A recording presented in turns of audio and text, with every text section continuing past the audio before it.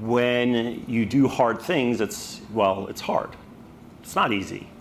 It may be that you've seen some kind of adversity. It may be that what you're trying to achieve seems impossible.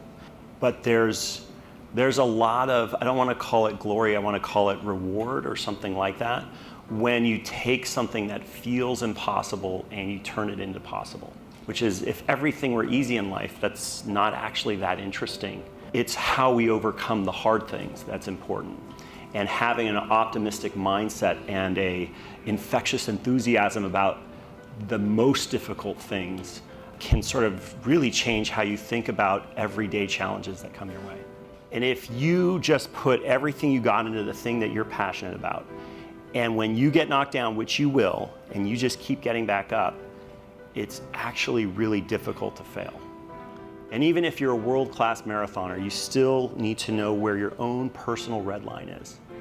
And it's good to go past that red line sometimes just to see what you're made of, but you can't live there. You know, the values that a founder has for his or her company is usually a reflection of their own values. This has become a discussion about Uber's cultural values, but I'll throw another one out there. It's called Just Change. You know, we're in cities, and so we talk about changing cities. How do you change things in a way that is just?